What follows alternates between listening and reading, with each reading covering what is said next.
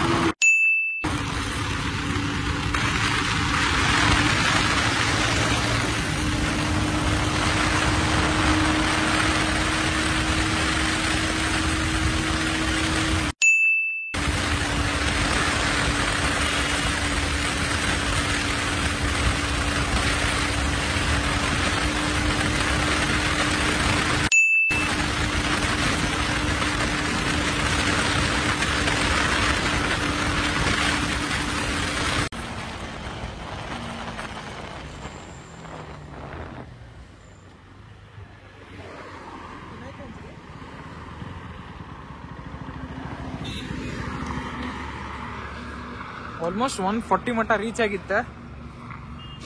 ನೀವು ನೋಡ್ದಂಗ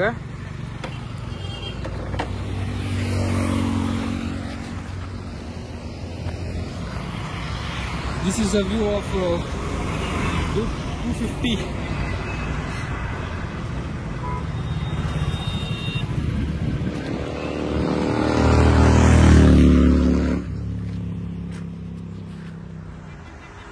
GT ತಗೊಂಡ ride ಮಾಡೋರು ಏನ್ ಹೇಳತ್ತಾರ ಅಂತಂದ್ರೆ, ಡ್ಯೂಕ್ 250 ಏನೈತಪ್ಪ ಮಷಿನ್ ಅಂತಾರ.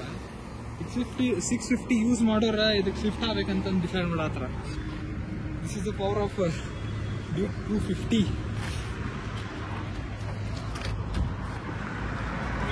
ಇನ್ನೊಂದು ಏನಪ್ಪ ಅಂತಂದ್ರೆ, ಎಲ್ಲದಕ್ಕೂ ಸಸ್ಪೆನ್ಷನ್ ನಡ್ಕೊಟ್ಟಿರ್ತಾನ. ಇದಕ್ಕೆ ಸ್ವಲ್ಪ ಸೈಡ್ ಕೊಟ್ಟಾನ.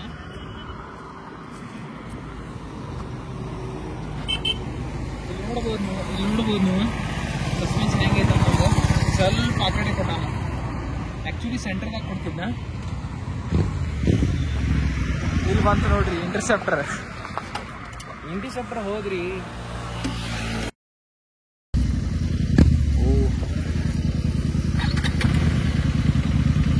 ಇದು ಓಡ್ತಿತ್ತು. ಎದಕ್ಕೆ ಓಡೋಲ್ತಂತಂದ್ರೆ ಸಿಂಗಲ್ ಸೀಟರ್ ಹೇಳತ್ತೀನಿ.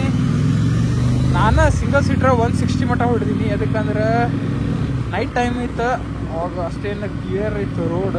160 ಮಟ್ಟ ಹೊಡೈತಿ ನನ್ನ ಕೈಯಾಗ ಇದೆ. ಬಟ್ ಈಗ ಇಬ್ರು ಮಂದಿ ಇದೀವಲ್ಲ, ಲೋಡ್ ಜಾಸ್ತಿ ಆಗುತ್ತೆ. ಅದ್ರ ಸಂಬಂಧ ಓಡೋದು ಗಾಡಿ. ಇಲ್ಲಾಂದ್ರೆ ಆರಾಮ್ 160 ರೀಚ್ ಆಗಿತ್ತು. ನೀವು ನೋಡಿರ್ಬೋದು 140 ಮಟ್ಟ ರೀಚ್ ಆಗೈತಿ. 140, 143 ನಾನು ನೋಡುವಂಗೆ ಅಷ್ಟು ಅಬ್ಸರ್ವ್ ಮಾಡಿಲ್ಲ. ನಾನು 140 ಮಟ್ಟ ದಾಟಿತ್ತು. ಬಟ್ 140 ದಾಟಿತ್ತಂದ್ರೆ ಇನ್ನೊಂದು 20 ಸ್ಪೀಡ್ ಏನು ದೊಡ್ಡದು. ಅದು ಎದಕ್ಕೆ ಡೌನ್ ಆಗೈತಿ ಅಂತಂದ್ರೆ, ಸ್ಪೀಡ್ ಇಳಿದೈತೆ ಅಂತಂದ್ರೆ ಡಬಲ್ ಸೀಟ್ ಕೂತಿದ್ದಕ್ಕೆ. ಇಲ್ಲಾಂದ್ರೆ ಸೇಮ್ ಪರ್ಫಾರ್ಮೆನ್ಸ್ ಕೊಡ್ತಿತ್ತು. ಆ್ಯಕ್ಚುಲಿ ಇದು ಇಂಟರ್ಸೆಪ್ಟರ್ ಟೂರಿಂಗ್ ಬೈಕ್ ಇದೆ.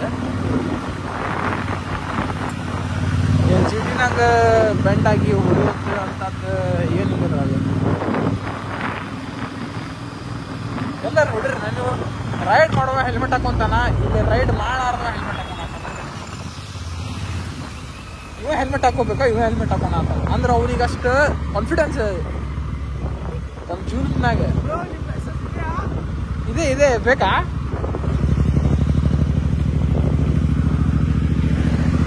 ಅದಕ್ಕೆ ಇಲ್ಲಿ ಏನು ಮಾಡಿಫಿಕೇಶನ್ ಮಾಡಿಸ್ಯಾರ ಅಂತಂದ್ರೆ, ಫ್ರಂಟ್ ಹೆಡ್ಲೈಟಿಗೆ ಟೈರ್ ಪ್ರೊಟೆಕ್ಟರ್ ಐತಿ ಬಿಡು. ಹಿಂಗೆ ಹೆಡ್ಲೈಟಿಗೆ ಪ್ರೊಟೆಕ್ಟರ್ ಹಾಕ್ಸ್ಯಾರ. ಇವತ್ತು ಎಲ್ಲರೂ ಬರೋರಿದ್ರೆ ಎಲ್ಲರೂ ಕ್ಯಾನ್ಸಲ್ ಮಾಡ್ಯಾರ. ಆ್ಯಕ್ಚುಲಿ ಬರೋರಿದ್ರೆ ರೈಡಿಗೆ ಏನೇನೋ ಕ್ಯಾನ್ಸಲ್ ಮಾಡಿಬಿಟ್ರ. ಅವ್ನು ನೋಡ್ರಿ ಯಾನು ನೋಡತ್ತಾನ ಹೊಂಟವ ನೋಡ್ರಿ. ಏನಪ್ಪ ಯಾರು ನಿಮ್ಗೆ ಹೋದ್ರೆ ಸಾತಾರ ಅಂತಂದು. ಇದು ಏನೂ ಅಲ್ಲಿದೆ ಆ್ಯಕ್ಚುಲಿ ಪೂರ್ತಿ ನಮ್ದು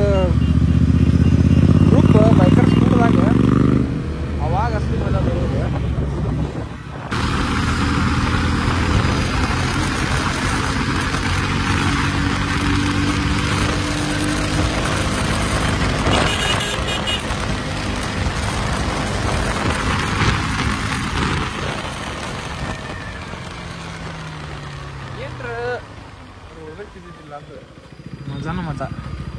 ರೋಡ್ ಬ್ರೇಕ್ ಇದ್ದಿದ್ದ ಸಂಬಂಧ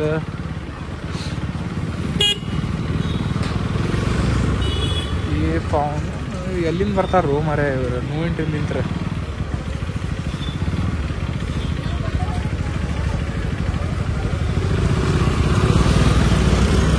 ಯಾರು ಸೀದಾ ಬಂದು ಬಿಟ್ಟಿದ್ದಂದ್ರೆ ಅವಾಗ ಅರ್ಥ ಆಗೈತಿ.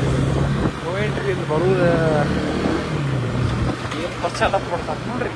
ಅಲ್ಲ ಆ್ಯಕ್ಚುಲಿ ನೋ ಎಂಟ್ರಿ ಇದು ಒನ್ ವೇ ಇಟ್ಕೊಂಡು ಏನು ಮರೆ ಎಲ್ಲರೂ ಹಂಗೆ ಏನು ಹೇಳಕ್ಕೂ ಬರೋಂಗಿಲ್ಲ.